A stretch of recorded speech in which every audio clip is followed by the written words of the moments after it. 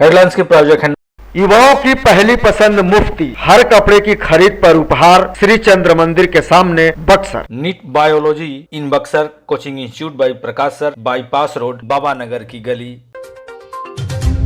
बिहार सरकार राज्य के किसानों की करेगी मदद, कृषि मंत्री का ऐलान, फसल नुकसान का जल्द मुआवजा देगी सरकार। नामांकन के तीसरे दिन सिमरी प्रखंड में दिखा गहमा गहमी का माहौल, प्रशासन की तरफ से किया गया है पुख्ता इंतजाम।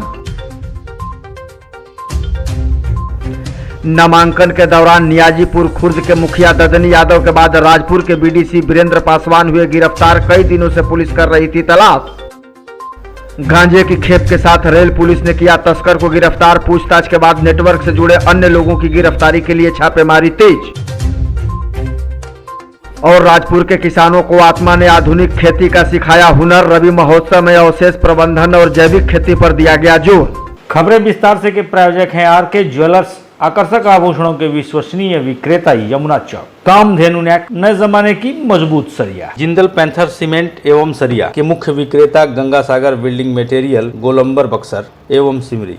कॉस्मेटिक से लेकर इलेक्ट्रॉनिक तक हर आइटम में मिलेगी आपको विशेष छूट। हमारा पता है अर्धसैनिक welfare canteen, Kushwaha complex, Shahpur, जिला भोजपुर। बक्सर के नवानगर एसबीआई बैंक के बगल में और सोनबरसा के यूको बैंक के सामने। घरेलू उपयोग का सारा सामान, TV, fridge, washing machine, mobile, सब कुछ एक जगह है श्रीमान। बगैर ब्याज के फाइनेंस की सुविधा। गीता मोबाइल एवं होम अप्लायंस, नगर परिषद कार्यालय के ठीक सामने, डुमरांव, बक्सर।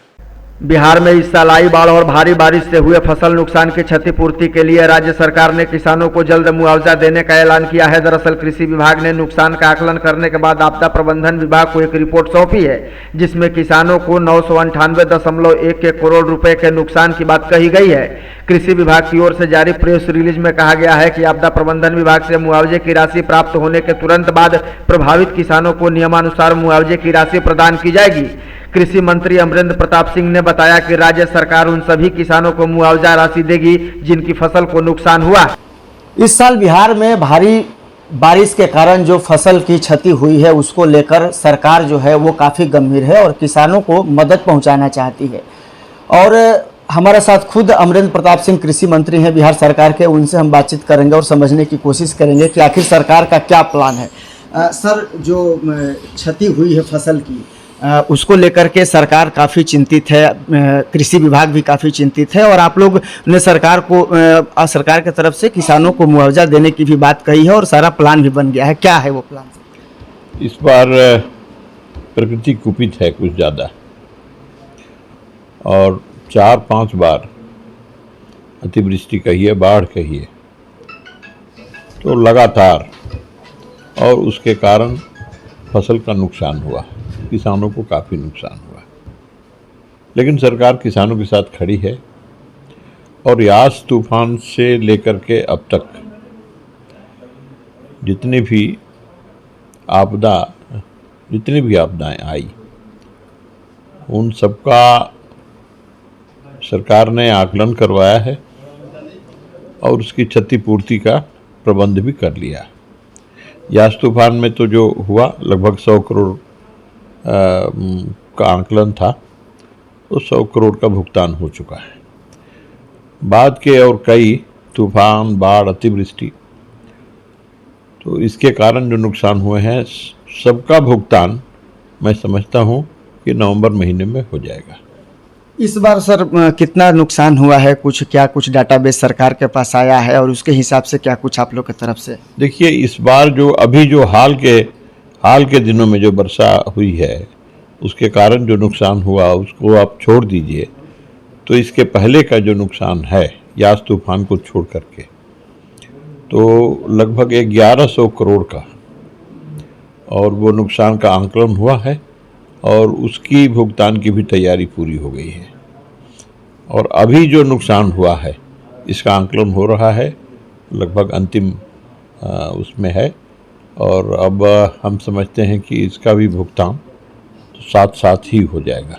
सिमरी प्रखंड में पंचायत चुनाव को लेकर नामांकन का दौर जारी है। आज नामांकन के तीसरे दिन प्रखंड मुख्यालय पर काफी गहमा-गहमी का माहौल देखा गया। नामांकन को लेकर प्रत्याशी तीसरे दिन भी प्रखंड कार्यालय में बने रहे। इस दौरान प्रखंड मुख्यालय पर प्रशासनिक तैयारियां भी मुकम्मल दिखी। नामांकन के दौरान क्या कुछ हलचल प्रखंड कार्यालय पर रही, इसका जायजा लिया हमारे संवाददाता सुमित पांडे ने। हम अभी मौजूद है सिमरी प्रखंड कार्यालय में, जहां पर कि नामांकन की प्रक्रिया जारी है।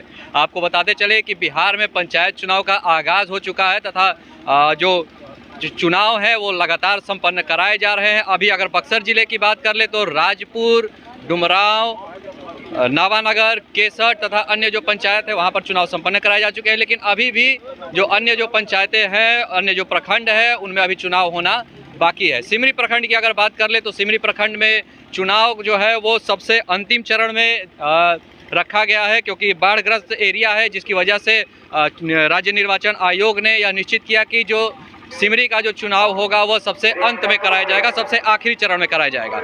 तैयारियों की अगर हम बात कर ले तो आपको हम दिखाना चाहेंगे कि हर पद के लिए अलग अलग काउंटर बनाए गए हैं, जहाँ पर कि प्रत्याशी अपना आवेदन जमा कर रहे हैं। और इधर आपको अगर हम दिखाना चाहेंगे तो इधर यहाँ पर आप देख सकते हैं कि ग्राम पंचायत सदस्य के लिए जो आपको जो काउंटर बनाए गए हैं उसका यहाँ पर आवेदन लिया जा रहा है तथा प्रत्याशियों की यहाँ पर कतार हम लोग देख सकते हैं। पंचायत चुनाव में सबसे अधिक अगर बात कर ले तो महिलाओं की जो भागीदारी रह रही है वो काफ़ी बढ़ चढ़ कर इस बार महिलाएं जो हैं वो हिस्सा ले रही हैं तथा अपनी दावेदारी पेश कर रही हैं। अभी अगर सिमरी प्रखंड की बात कर ले तो आज नामांकन का तीसरा दिन है और तीसरे दिन में भी आज जो है वो भीड़ काफ़ी देखी जा रही है, जो कि एक कह ले तो एक अच्छा संकेत है बदलाव के लिए। क्योंकि अभी तक के जो नतीजे आए हैं उनमें अभी तक जितने प्रखंडों में अभी तक चुनाव संपन्न कराए जा चुके हैं उनमें नतीजा जो रहा वो तकरीबन जनता ने 80% जो है वो बदलाव किया है। तो यह भी माना अगर यहाँ पर जा रहा है कि सिमरी प्रखंड में भी इस बार जो है वो बदलाव होगा, लेकिन कितना होगा ये अभी इसका अंदाजा नहीं लगाया जा रहा है। नियाजीपुर खुर्द पंचायत के निवर्तमान मुखिया पति ददनी यादव तथा राजपुर के बीडीसी वीरेंद्र पासवान को पुलिस ने गिरफ्तार कर लिया है। ददनी की गिरफ्तारी बुधवार को उस वक्त हुई जब वह पूरे लाव लश्कर के साथ अपनी पत्नी उषा देवी के मुखिया पद हेतु नामजदगी का पर्चा दाखिल करने प्रखंड मुख्यालय पहुंचा था। इस दौरान पुलिस ने चुनाव आदर्श आचार संहिता के उल्लंघन के मामले में शक्ति प्रदर्शन करते हुए उसकी खुली जिप्सी को भी जब्त कर लिया है।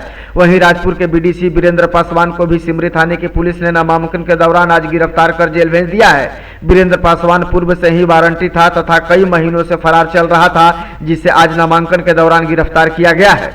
बक्सर के एक दुकानदार के खाते से क्लोन चेक के माध्यम से 19 लाख की अवैध निकासी का मामला सामने आया है। पैसे आरटीजीएस के माध्यम से एक व्यक्ति के खाते में हस्तांतरित किए गए हैं, जिसने पूरी राशि भी निकाल ली है। मामले का पता तब चला जब खाता धारक बैंक में पैसा निकालने के लिए पहुंचा।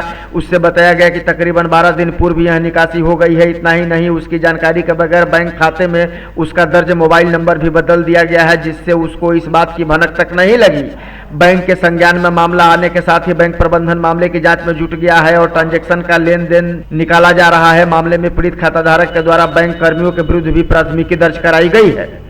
छपरा से गांजे की खेप लेकर वाराणसी जा रहे एक तस्कर को बक्सर रेलवे स्टेशन पर जीआरपी के द्वारा पकड़ा गया। वो पटना डीडीयू सवारी गाड़ी में सवार था। पकड़े गए तस्कर के पास से एक फल की पेटी बरामद हुई है, जिसमें लगभग 8 किलोग्राम गांजा बरामद हुआ है। पूछे जाने पर तस्कर ने गोल मोटुल जवाब देकर बचना चाहा, लेकिन पुलिस की सख्ती के बाद उसने सब कुछ उगल दिया।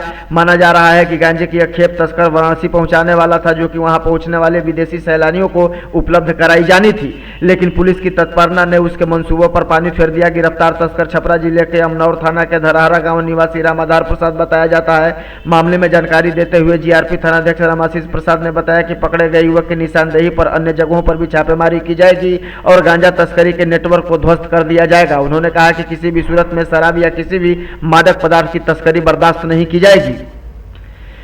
राजपुर प्रखंड मुख्यालय स्थित किसान भवन परिसर में बुधवार को जिलाधिकारी अमन समीर के निर्देश के आलोक में आत्मा के द्वारा रवि महोत्सव सह कार्यशाला का आयोजन किया गया। कार्यक्रम का उद्घाटन बीडीओ इंदु बाला सिंह, सहायक निदेशक कृषि अभियंत्रण प्रियंका कुमारी, आत्मा उप निदेशक परियोजना निदेशक विकास राय ने संयुक्त रूप से दीप जलाकर किया। इस कार्यक्रम में पहुंचे कृषि वैज्ञानिकों के द्वारा किसानों को उत्तम खेती और आधुनिक खेती के गुर सिखाए गए। प्रियंका कुमारी ने फसल अवशेष पर चर्चा करते हुए कहा कि खेतों में पराली जलाने से काफी नुकसान होता है। इससे आग लगाने पर मिट्टी में मौजूद कार्बन, हाइड्रोजन, सल्फर एवं उसके ऊपरी पोषक तत्व नष्ट हो जाते हैं। फसल के रोग प्रतिरोधक क्षमता भी घटती है। ऐसे में रोगों का प्रकोप बढ़ने की ज्यादा उम्मीद होती है, जिससे फसल की पैदावार भी कम हो जाता है। रासायनिक दवा का छिड़काव नहीं करें। इसके अलावा इनके द्वारा जैविक कीटनाशक का इस्तेमाल करने पर भी बल दिया गया। अपने कार्यों को लेकर अक्सर चर्चा में बने रहने वाले और गाहे बगाहे प्रशासन की किरकिरी कराने वाले सिमरी सीओ अनिल कुमार पर आखिरकार निलंबन की गाज गिर ही गई। राजस्व एवं भूमि सुधार विभाग ने जिलाधिकारी अमन समीर की अनुशंसा पर मुहर लगाते हुए उनके निलंबन का आदेश जारी कर दिया है। निलंबन के दौरान अनिल कुमार पटना प्रमंडल के आयुक्त के कार्यालय में योगदान देंगे। बताते चले कि सिमरी सीओ अपने कारनामे को लेकर अपने कार्यकाल में काफी चर्चा में रहे हैं और जिला प्रशासन की जमकर किरकिरी भी कराई है। हाल ही में उन्होंने सिमरी के प्रखंड कर्मी की पिटाई महज इसलिए कर दी थी कि उसने उनके द्वारा लॉकडाउन में नियमों की धज्जियां उड़ाकर आयोजित भोज में पत्तल फेंकने से इनकार कर दिया गया था। इस मामले में उन पर दलित प्रखंड कर्मी द्वारा SC/ST एक्ट के तहत प्राथमिकी भी दर्ज कराई गई थी। वहीं कुछ दिनों पहले बाढ़ राहत के दौरान तिरपाल बांटने के क्रम में भी बाढ़ पीड़ितों के साथ सीओ द्वारा मारपीट करने का मामला प्रकाश में आया था। पंचायत चुनाव की चली बहार, फिर बन गई गांव की सरकार। क्या आप भी जीत चुके हैं इस बार चुनाव?